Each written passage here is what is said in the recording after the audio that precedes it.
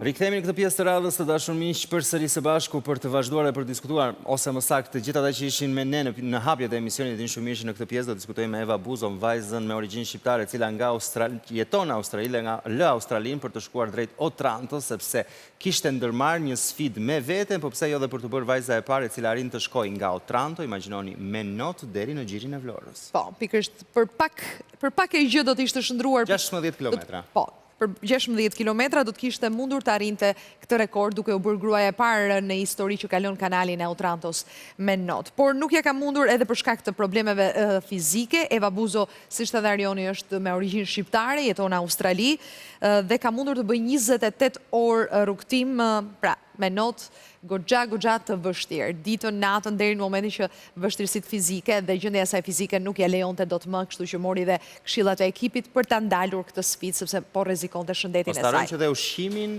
si proces e kryente në ujë. Po, në ujë, çdo gjë në ujë natyrisht. Do të kemi mundësi të flasim, Evën e kemi në lidhje të drejtë për drejtë, kështu që do të mund të flasim me të në anglisht. Përshëndetje Eva. Hi Eva. Hi, thank you for having me. It's really lovely to meet you. Thank you for being with us. Po na falenderoj që është në këtë intervistë. Duam ta pyesim së pari se si është gjendja e saj shëndetësore. First of all, tell us, how do you feel? How is your health?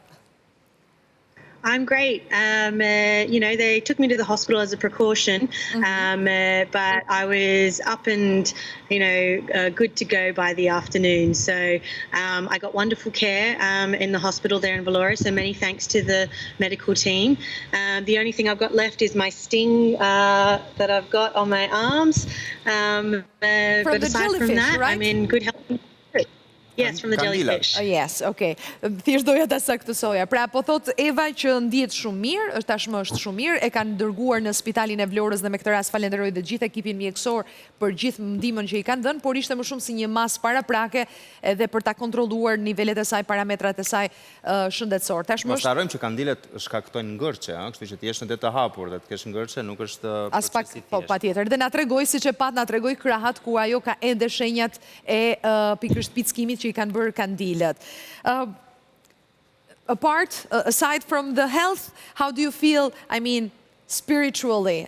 Because this was an attempt to achieve this record or to achieve this goal, but just for a few kilometers it was not possible. Pra, po e pyes tani si ndihet nga ana tjetër, nga ana shpirtërore, sepse kishte vënë qëllim vetvetes që të arrinte këtë objektiv. Look, I feel fine about it. You know, obviously I would have liked to have gone the whole way, but you know, yesterday the goal wasn't meant to be realized last week. So you know, we learned a lot. We understand a lot more about suitable conditions for swimming across the Otranto Strait, which we didn't know previously because no one had done it. So we come back next time and we try it again with all the knowledge that we got from this go. So you're going to try again next year? Pra do ta përsërisësh përsëri. Yes. You know, I want to finish that. I set myself that goal and it's important to finish what you started. Okay, let me translate for the public. Eva thot që ndihet mirë edhe nga ana shpirtërore, nuk ishte thënë që të arrijej, por ama gjithë kjo eksperiencë e ka ndihmuar atë dhe ekipin e saj që të kuptonin shumë gjëra për sa i përket le të themi parametrave, se si është të notosh në ngushticën në kanalin e Otrantos, vështirësitë, sfidat që kanë dhe duke mbledhur gjithë këtë informacion, kanë ndërmend që ta përsërisin sërish vitin e ardhshëm. Doja ta pyesja nëse më lejon Erjona dhe më përkthe në këtë rast. Patjetër. Si bëhet gati një sfidë e tillë? Okay, my colleague Erjona is asking Eva, how do you get prepared for such a challenge? A lot of swimming, a lot of training. You know, so in the lead up, I was training sometimes 70 kilometers of swimming a week. 17 and then you do some or 70? Sorry. 70. Okay, a lot. Yes.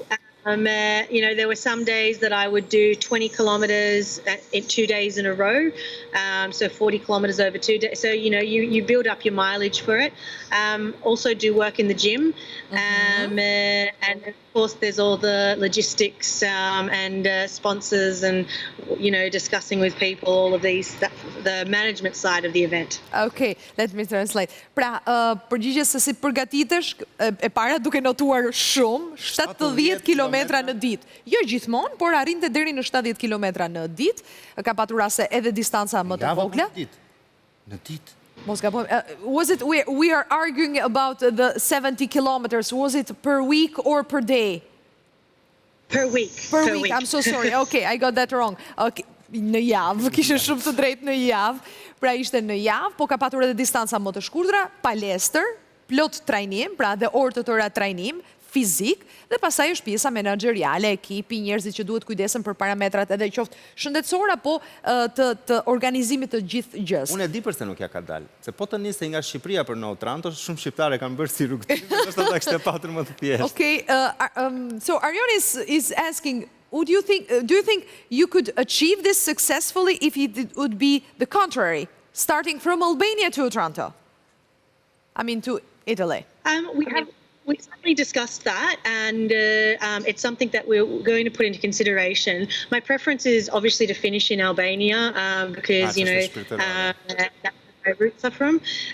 But we're certainly going to consider starting in Vlorë and going across to Otranto. It depends on how we decide the currents are going to best serve the swim. Aha, pra ka të bëjë dhe me rrymat ujore, se si janë, domethënë në momentin që ti zgjedh ta bësh këtë sfidë, e menduan. Po, e menduan edhe këtë gjë, por dëshira e Evës ishte që të fillonte pra në Otranto dhe të vinte deri drejt brigjeve të Vlorës. My question would be, why Otranto? Pra, pyetja ime është pse pikërisht këtë lloj sfide në Otranto?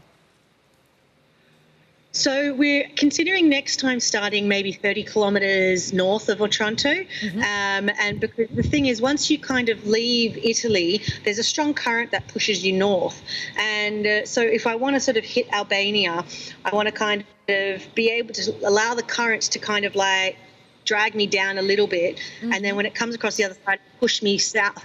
It'll push me, sorry, I got it the wrong way around. It pushes you south, and then when you get on the other side, it pushes you back up north. No, I'm asking, is there a major reason rather than technical one, I'm saying? No, there isn't. No.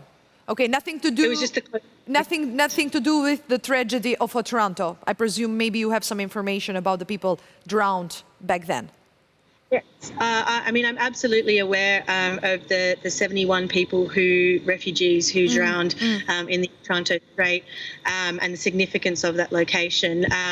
But that's not why I chose the location. Okay, let me translate. Pra, e pyeta përse Otranto, sepse mendova mbase se mund të kishte ndonjë lidhje edhe me tragjedinë e Otrantos dhe 71 personat që humbën jetën në atë tragjedi. Por jo, thot Eva, nuk ka të bëj pikërisht me këtë, edhe pse është më se vedishme për rëndësinë e këtij lokasioni dhe të këtij emri dhe të asaj ngushtice dhe çfarë përfaqëson edhe për historinë e Shqipërisë, të emigracionit tonë të vështirë.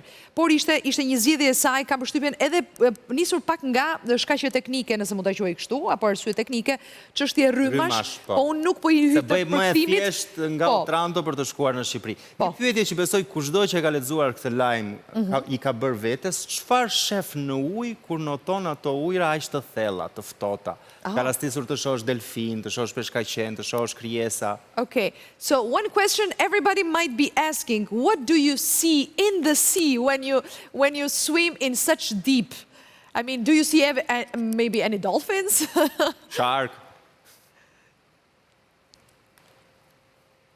Nuk po e dëgjojmë një sekondë regjia. Eva, just a sec, we are not hearing you right now. Regjia do na ndihmoj pak. Okay, right now is back. Yes, please.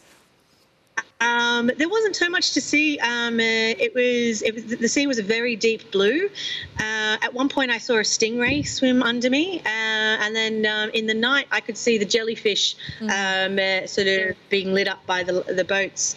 But yeah, there wasn't a huge amount of marine life to look at throughout the swim. Unfortunately, no dolphins. Okay, nuk për fat të keq Erjon, nuk ishte ndonjë delfin. No sharks also, right? Sharks, no. No, thank God. Por çfarë shihte shumë mirë ishin pikërisht kandilat të cilët me dritat e anijes ndriçonin deri diku. Dhe me sa kuptova dhe jellyfishët e pan shumë mirë të ftuarën tonë. Po, patjetër. Jo, më shumë isha kurioze se nuk po më kujtojnë në fakt se çfarë është stingray, domethënë në shqip. Kështu që ndjes po e bëra shpejt e shpejt. Është një lloj kafshë, domethënë në njëre Po jo, tani nuk më vjen në botë emri. E zgjidhim. E zgjidhim. Sorry, I could not remember what is stingray in Albania, to be honest, Eva. Tani, nëse kishe një pyetje tjetër? Okay. Now let's talk a little bit, it's our 2 last minutes in this interview. You were born in Australia, right? Po e pyes, ka lindur në Australi. Your parents did emigrate there from Albania? My grandfather was from Berat, and he left Albania in 1939 and went to Australia. And so both my parents are Australian. Okay, pra ka qenë gjyshi I cili ka qenë nga Berati dhe ka emigruar drejt Australisë dhe që të dy prindrit e Evës në fakt edhe ata kanë lindur në Australi dhe janë në shtetas australian. Was it the first time you came to Albania? Pra ishte hera parë që vinte në Shqipëri kësaj here? No. No, I've been a few times, and in fact, one of the reasons why I wanted to do this swim was because I'd been to Vlorë previously and thought the beach was just beautiful. So I wanted to kind of do something to showcase how beautiful the beaches in Albania are.